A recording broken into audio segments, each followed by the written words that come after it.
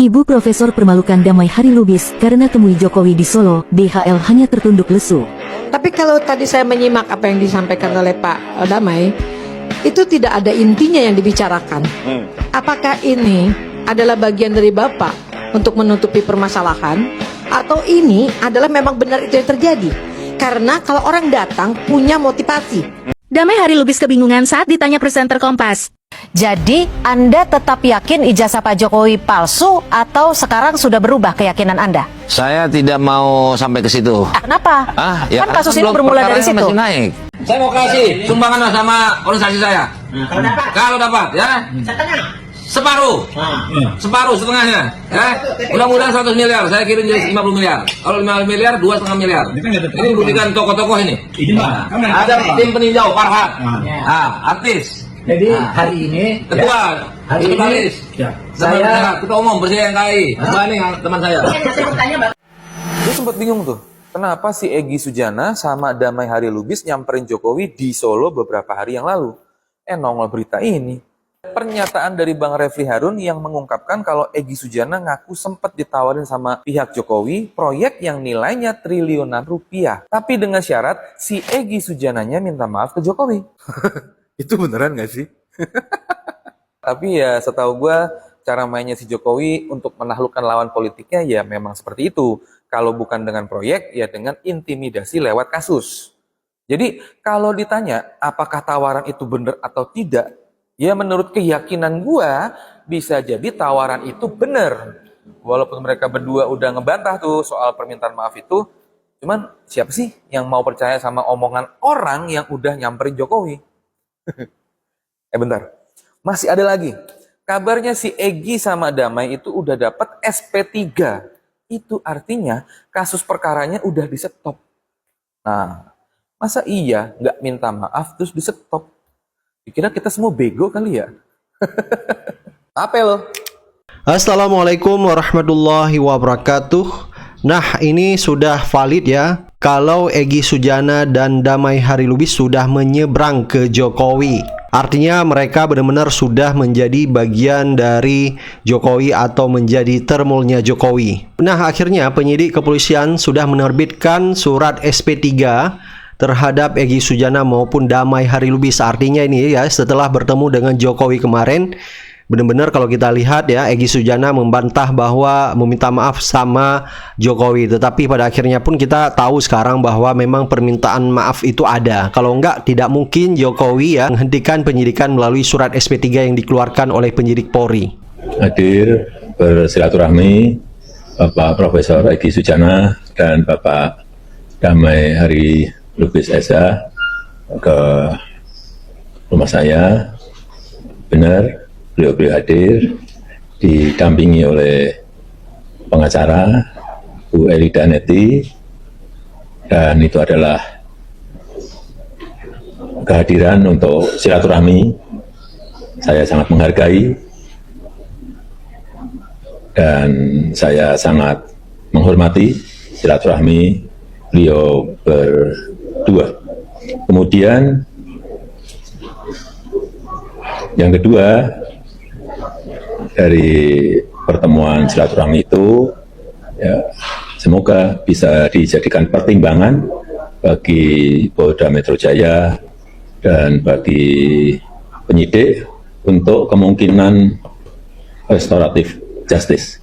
Jadi menurut Ahmad Khodinuddin, Egy Sujana dan Damai Hari Lubis ini terjebak tipuan politik Jokowi. Jadi menurut Ahmad Khodinuddin, jangankan Damai Hari Lubis dan Egy Sujana, rakyat Indonesia saja berhasil ditipu Jokowi. Artinya mereka berdua berhasil ditipu oleh Jokowi. Jadi tujuan Jokowi ya untuk memecah belah perjuangan dari Roy Suryo, Rismon, dan juga Dr. Tifa, membongkar kepalsuan ijazah Jokowi ya, berhasil ini diobok-obok oleh Jokowi. Ya, salah satunya juga Egy Sujana dan Damai Hari Lubis merupakan bagian dari tim TPUA yang pada akhirnya pun mereka dipecat karena sudah mengkhianati daripada perjuangan, yaitu untuk membongkar ijazah palsu Jokowi.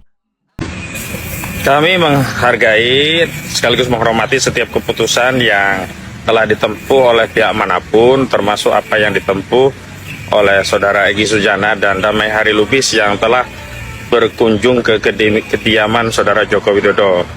Namun sekaligus kami tegaskan bahwa kami di tim advokasi kriminalisasi akademisi dan aktivis tidak ada kaitannya dengan apa yang dilakukan oleh keduanya, karena kami bukan tim advokasi yang menangani. Kami terpisah dan kami memiliki kebijakan tersendiri berkaitan dengan masalah kasus ijazah palsu ini. Bahkan pasca ditunjukkannya dokumen ijazah pada proses gelar perkara khusus di Polda, klien kami Roy Suryo dan kawan-kawan justru makin meyakini bahwa ijazah tersebut palsu begitu. Jadi tidak ada alasan bagi tim kami, yakni klien kami Roy Suryo dan kawan-kawan, sejumlah 5 orang yang kami tangani, untuk meminta maaf, sehingga tidak ada relevansinya jika kemudian pertemuan itu dianggap bagian dari kebijakan tim kami. Dan kami tegaskan sekali lagi, tidak ada rencana dari kami untuk melakukan tindakan yang sama, karena hal yang demikian justru menurut kami seolah-olah melegitimasi bahwa ijazah tersebut sudah dinyatakan asli, padahal sampai hari ini tidak ada satupun putusan pengadilan yang menyatakan ijazah tersebut asli, dan hari ini status ijazah tersebut sedang bermasalah dan sedang dalam proses untuk diuji di pengadilan. Karena itu kami tegaskan sekali lagi bahwa klien kami Roy Suryo dan kawan-kawan tetap berkomitmen untuk berjuang dalam rangka membongkar kasus ijazah palsu ini sampai tuntas. Demikian. Damai Hari Lubis sendiri ya, kita lihat sudah muncul di media, dan ada salah satu ibu profesor yang mempermalukan Damai Hari Lubis karena temui Jokowi di Solo bersama Egy Sujana. Dia hanya tertunduk lesu ya, tidak berani menjawab argumentasi daripada ibu profesor ini. Baik, langsung saja kita simak videonya. Ibu profesor permalukan Damai Hari Lubis karena temui Jokowi di Solo, DHL hanya tertunduk lesu. Tapi kalau tadi saya menyimak apa yang disampaikan oleh Pak Damai, itu tidak ada intinya yang dibicarakan. Apakah ini adalah bagian dari Bapak untuk menutupi permasalahan, atau ini adalah memang benar itu yang terjadi? Karena kalau orang datang punya motivasi. Tidak ada orang datang ujuk-ujuk tiba-tiba tanpa motivasi, tadi tanpa kan katanya, tujuan. Bu Cik, tadi katanya pengen nasehatin. Nasehatin Pengen nasehati Pak Jokowi. Nasehatin yang seperti apa yang sehingga Bapak bisa mendapatkan SP3? Apakah ada keterkaitan dengan hukum nasihat yang Bapak sampaikan? Ini nggak pantas dosen seperti ini, nggak objektif. Tunggu dulu, ini profesor loh, sebentar. Baik. Masalah profesor nggak ada urusan. Baik, silakan. Selesaikan dulu. Tidak benar. Ya, saya kan hanya membaca dari apa yang Bapak ceritakan secara kronologis. Jadi Prof Cik ini berdasarkan keyakinan saya gitu Iya. maksudnya. Iya, betul. Oke. Kan Bapak kan tadi cerita. Mic-nya kalau mau ngomong boleh pakai mic, Bang. Bapak kan tadi cerita, Nah, ini- berdasarkan cerita Bapak, saya nyimak, Silakan. belum ada Baik. intinya. Ya, Belum silakan, ada silakan. intinya, karena intinya dari tadi kan hanya cerita tentang yang menurut saya remeh-temeh begitu. Kalau yang intinya Prof Cik apa Prof Cik? Intinya Itu ada. yang saya pikirkan Ah, di yang sini pikirkan apa? menurut saya, Ya. orang datang pasti memiliki suatu motivasi dan tujuan. Ya, oke. Lah kalau sekarang tujuannya kan belum diomongin. Yang berujung ke sore ini keluar surat kan? Iya, tiba-tiba keluar surat, kan tidak ada yang namanya Nah. segala sesuatu tanpa sebab Jadi akibat. Ibu Damai Hari Lubis kebingungan saat ditanya presenter Kompas. Jadi Anda tetap yakin ijazah Pak Jokowi palsu atau sekarang sudah berubah keyakinan Anda? saya tidak mau sampai ke situ. Kenapa? Ya Kan kasus ini belum, bermula dari perkaranya situ. masih naik, masih berjalan, berproses. Yang di sana juga di Mabes dihentikan karena identik. Nah, dalam undang-undang itu bisa saja ketika ditemukan. Jadi Anda sedikit goyah nih, palsu atau aslinya? Ya saya nggak mau sampai ke situ, goyah apa tidak saya nggak mau. Karena apa? Saya kan orang hukum. Oke, 3 periode Sekretaris Dewan saat Kehormatan. bertemu dengan Pak Jokowi, apa saja yang diperbincangkan? Perbincangan soal ijazah. Soal penyakit Bang Egy. Tapi Anda kalau dilepaskan penersangkaan Anda akan berubah sikap soal ijazah atau tidak? Jadi yang ke depan jangan ditanyakan dulu. Iya, Iki. Mana nih? Oke. Keluarga saya bilang, kau sih terlalu berani. Dia itu orang yang berkuasa. Siapa kita? Dia bilang gitu kan. Jadi kenapa kau? Jadi ya siapa tahu. Jadi di kampung ini masih ada yang masih mau jadi pejabat begitu kan. Kalau ngelihat adiknya ada di kancah nasional tiba-tiba berlawanan dengan rezim yang sedang berkuasa atau minimal perwakilannya masih ada gitu. Wah, ini bahaya ini. Dan saya memaklumi itu gitu. Nah, cuma mohon maaf ya Mas, saya juga terjun sebagai seorang relawan kemanusiaan ini ya. Kita katakanlah kemanusiaan dan peradaban ini itu juga tidak sengaja. Karena kami ini die hardnya Prabowo kan. Tapi bukannya hari ini, yang lalu ya, 2 periode yang lalu berjiwaku hampir mati pula kami, terutama pada waktu malam tanggal 21 dan 20 dan 21 Mei itu, ya kan? Nah, jadi saya mengerti dan maklumi itu. Jadi ketika kami tampil di media itu, dia merasa dia ditinggalkan. Kalian kok kayaknya senang-senang di media begitu. Padahal tidak begitu. Boleh tanya kepada tim non-litigasi, bagaimana saya dikuatkan untuk bukurnya. Tidak bisa bersembunyi lagi. Hadapi ini, lawan narasi-narasi jahat, termul. Begitu. Itu yang saya lakukan gitu. Selama 8 bulan di mana Ibu Kurnia merasa Bang Egy tidak mengawal lagi, tidak menjaga lagi sebagai nakoda, apakah Ibu Kurnia dan kawan-kawan mulai merasakan ada kejanggalan atau mulai mengarah, wah kayaknya ada yang main ini? Kalau janggal pasti ada perasaannya, tapi kami ini nggak peduli loh. Kita tetap aja berjuang lurus saja gitu. Nggak pernah merecokin misalnya dia ngapain, dia berjalin dan berkelindan dengan siapa. Nggak peduli kami. Nggak apa-apa. Bahkan saya masih tetap membaca apa yang dia sampaikan. Karena kadang-kadang dia menuliskan, kita kompak-kompak ya katanya. Even I really don't know what does that mean with kompak-kompak ya. Kompak di mana? Ketemunya tidak pernah gitu kan. Dan kebetulan pada akhirnya Bang Egy membuat tim pembela untuk dia. Yang dikomandoi putranya ya, Mas Hisbul. Kemudian ada beberapa orang lain begitu. Dan saya diminta untuk menjadi tim ini juga kuasa hukum dia gitu. Meskipun dalam hati saya begini, saya ini anak buahnya gitu kan. Dia ketua saya. Mengapa dia membutuhkan tim advokasi? Apakah kami yang 4 ini ya, saya, Rizal Fadila, kemudian juga Damai Hari Lubis, kemudian Rustam Effendi tidak membutuhkan tim advokasi? Meskipun sudah ada taka di sini gitu. Harusnya masih yang terjadi. Kalau dia memang merasa seperti itu, panggil kami. Saya tahu kalian sudah di sana. Ayo kita melakukan semacam apa sih? Let's say reformasi atau untuk keorganisasian kita ini, kita manunggal kembali, kita hadapi ini. Gak apa-apa dengan yang di sana. Anggap saya sebagai tambahan. Yuk kita hadapi sama-sama. Harusnya begitu, Mas. Ya. Oke, jadi sebelum 8 Januari pertemuan di Solo itu sama sekali tidak ada komunikasi, sama sekali tidak ada pembicaraan juga ya? Saya tidak pernah menjawab apapun yang beliau kirimkan. Itu saya apa adanya ya. Tapi saya baca setiap kali dia mengirimkan ayat-ayat, saya baca itu saja. Komunikasi tidak ada sama sekali dalam artian, halo Bang, bagaimana kita? Nggak ada. Itu tidak ada sama sekali. Oke, menurut Ibu Kurnia pertemuan di Solo 8 Januari itu pertemuan rahasia, kemudian bocor atau bagaimana? Absolutely, itu rahasia. Dan dia tahu ya, kalau perang sedang genting-gentingnya, kita datang kepada musuh seperti sedang menyerahkan leher kita, maka itu saya mau mengatakan seperti pertemuan itu mungkin aib lah begitu kan. Itu pantang dilakukan. Kalau tidak mau dikatakan wilayah haram begitu. Kenapa? Karena nggak boleh seperti itu. Kecuali dia berangkat ke sana sepersetujuan dan sepengetahuan kami. Kami sudah minta izin kepada pembina, ya kan, dalam rangka apa itu begitu. Silahkan, nggak apa-apa ya kan. Terutama misalnya urusannya kepada kesehatan dan segala macam. Tetapi perlu diketahui, jika ini menyangkut kesehatan, tidak harus ke sana, Mas. Kita bisa berkoordinasi dengan penyidik ya kan, orang yang menyidik kami begitu. Tidak mungkin mereka tidak berperikmanusiaan. Kalau hubungannya soal RG ya, restoratif justice, kan tidak harus ke rumah orang yang dianggap korban dalam persoalan ini, gitu, dalam hal ini Pak Joko Widodo. Carilah wilayah yang netral begitu kan, yang tidak memancing fitnah begitu. Jadi yang dilakukan menurut saya ya, itu diam-diam, kami tidak tahu apa-apa, dan itu pasti dalam pikiran saya akan mengagetkan Habibana. Oke, apa reaksi Habib Rizik? Enggak, saya tidak pernah ada komunikasi dengan Habib ya. Tapi memang ada yang menanyakan ke saya tentang apakah kami tahu begitu. Ya kita apa adanya, kita nggak tahu apa-apa. Saya tanyakan ke Bang Rizal, memang pernah tahu? Ya boro-boro saya yang nggak tahu lah gitu. Bang Azam tidak ada yang tahu. Atau mungkin Ibu Kurnia mendapat informasi reaksi Habib Rizik terkait pertemuan Egy Sujana dan Jokowi? Sampai tahun ini saya belum tahu. Belum tahu. Belum tahu. Kira-kira akan seperti apa reaksi Habib Rizik selaku pendiri TPUA ini? Habib itu kan orang yang sangat very clear and loud tentang kebenaran dan keadilan. Beliau itu ya namanya, saya mempercayai banget bahwa beliau adalah zuriat Rasulullah yang sangat memegang kaidah Islam dan syariah gitu ya. Yang hak dan yang batil tidak akan tercampur begitu. Dan kalau beliau tahu seperti ini, menurut saya pasti akan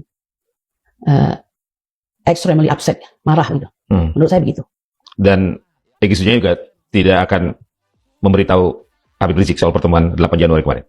Saya tidak tahu dia akan memberitahukan atau tidak, tapi yang pasti tiba-tiba kami menerima surat pemecatan, walaupun bukan surat ya, pemberitahuan sikap terhadap beberapa orang yang dia anggap sudah terjadi disharmoni, tidak ada komunikasi. Bahkan untuk saya paling panjang tuh. Jadi Kurnia ini dianggap tidak obey atau tidak patuh, ya, kemudian lebih cenderung kepada tim yang sana katanya begitu kan. Maka ini tidak lagi bersama-sama gitu. Oke. Menurut Ibu Kurnia, apa yang dilakukan oleh Egy Sujana menemui Jokowi itu sebuah pengkhianatan dalam perjuangan? Ini ada surat Al-Hud ya. Surat Hud 112. Allah tuh memerintahkan kita untuk istiqomah di jalan yang benar, sebagaimana kami telah perintahkan kepadamu. Dan itu dipahami juga oleh Bang Egy Sujana, ya kan?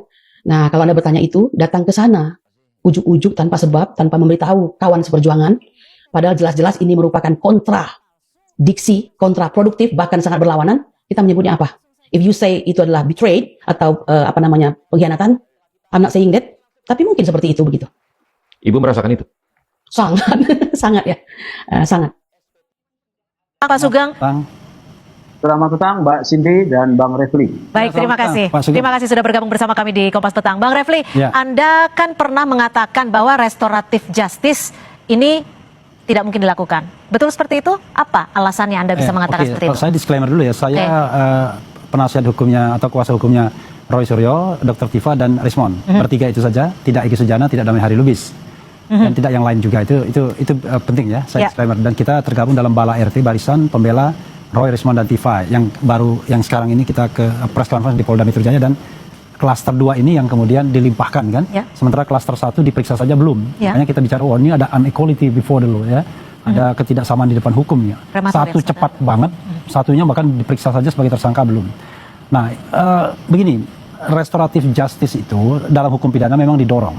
Tetapi untuk tindak pidana yang ancaman hukumannya ya maksimal 5 tahun saja. Jadi kategorinya tindak pidana ringan lah, menengah ringan gitu. Tapi kalau yang berat itu theoretically itu nggak bisa secara teoritis. Itu satu ya. Kita tahu bahwa Egy Sujana dan Damai Hari Lubis ini seperti klaster 1 lainnya, selain kena pasal-pasal dengan ancaman hukuman rendah 4 tahun, 2 tahun, 9 bulan, kena ancaman hukuman yang 6 tahun, yaitu pasal tentang penyebaran kebencian dan pasal tentang provokasi.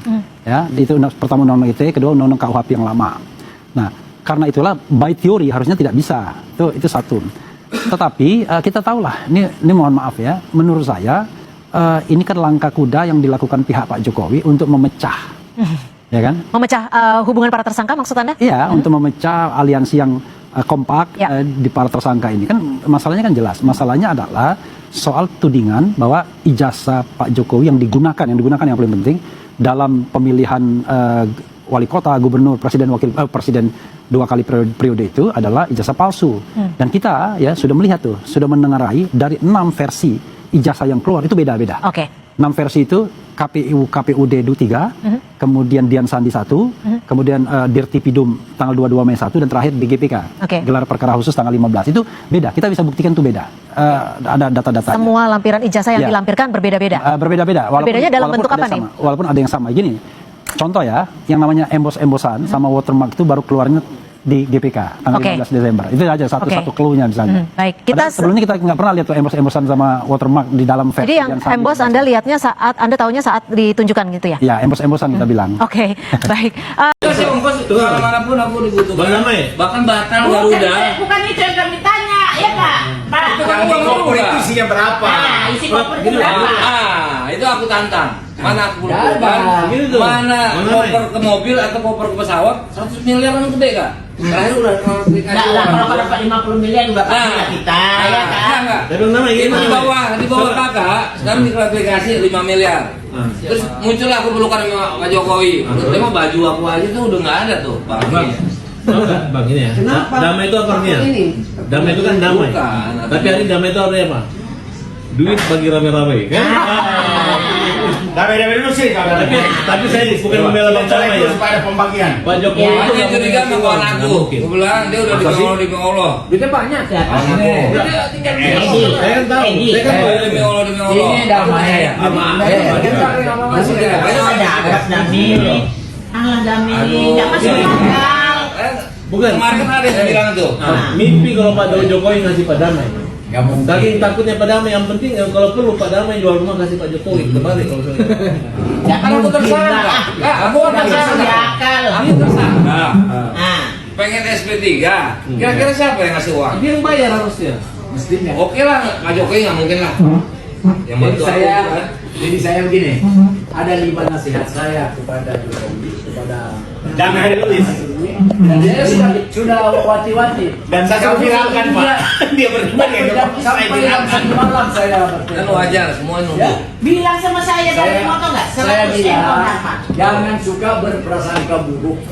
Ya. 100M katanya dari Jokowi dia dapat. Kecil itu mah Jokowi. Tapi tenang, Pak Damai ini kehilangan 10 penjahat, tapi berteman dengan banyak kepala negara. Kan sama Gus Dur di blok ya. Cuman pas kamu sudah pasangnya Pak Damai Lubis, karena dia kan aku pernah kemarin. Oke, klarifikasi ya. Sebelum Pak Damai datang ke Solo, Pak Damai ini sudah komunikasi sama saya kan gitu, di Bekasi kan. Dan beliau ini orang yang lurus-lurus saja. Dan sudah kembali ke jalan yang benar dari dulu kala. Bukan baru saat semalam aja. Ah, berarti ini udah juga ini. Sama nih. 11-12 nih. 11-12 nih Pak Tabas nih. Pak Jokowi nggak mungkin ngasih uang. Bukan dari Damainya ini. Damainya tadi dapat 100M. Enggak lah. Sekarang udah berkurang ya 5M lah. 5M lah. Ya udah berkurang orang tuh. Jadi apa yang mau dipanggil mau? Kan Egi minta antar, makanya aku klarifikasi nanti. Iya, sudah. Aku udah mulai sekarang nih. Nah, jadi Egi minta DHL, aku dihujat sama. Pesan kok makan, mau makan dulu ke pesan. Jadi makan dulu, nanti kau pesan makan.